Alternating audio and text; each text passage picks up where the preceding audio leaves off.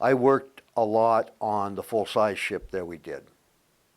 And we did a full-size ship, and then we did a nose cone section. It was kind of, when we shot it at the National Guard over at Van Nuys Airport.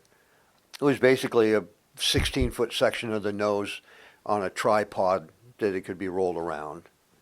We also, on FIREFOX, we also invented front projected blue. There were some scenes with an insert cockpit, I believe this is where it was used, where Clint Eastwood is sitting in this very realistic cockpit with all these Russian-looking instruments.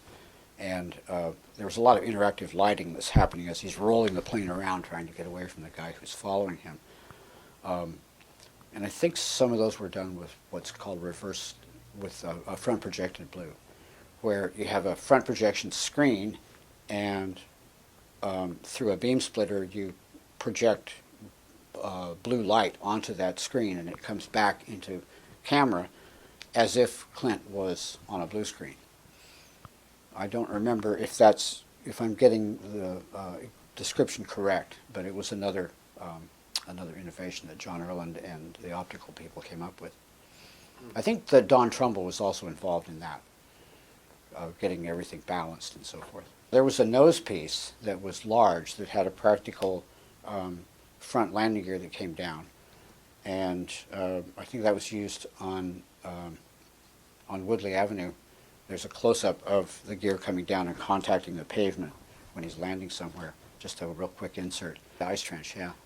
We had to put a high-speed camera on a motion control rig, and Al Miller and Bill Short and a number of other people got a hold of a very hefty servo that could produce the torque and the RPMs and still stay within the realm of motion control. So we were basically shooting over-cranked motion control, because there are practical explosions going off from bullet hits on both sides of the plane as it's flying through there. Little bits of snow are falling down and poofing out and so forth.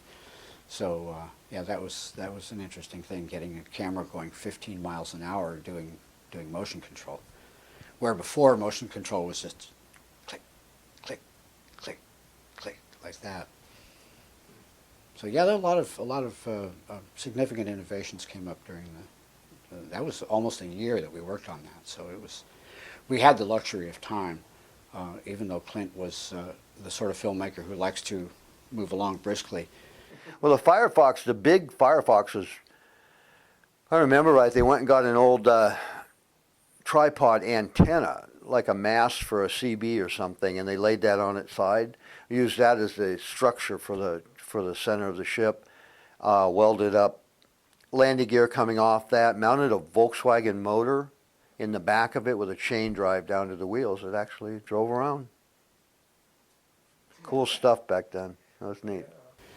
That was about 60 feet long, based on a longitudinal skeleton was a welded up steel antenna tower, triangular section antenna tower, all with truss bracing everywhere.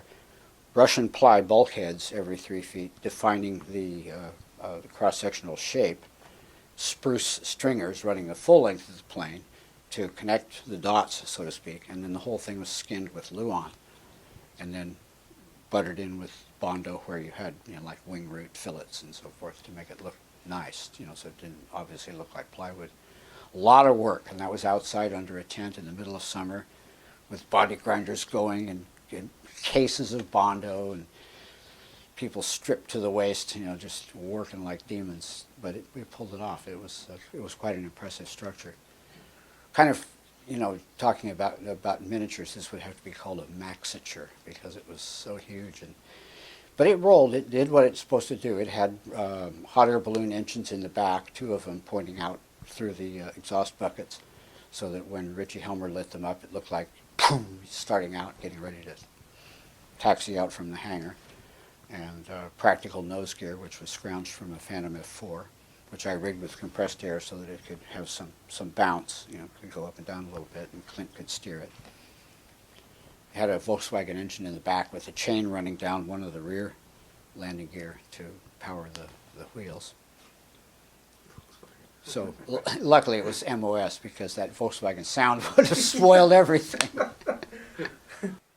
if you want a little anecdote.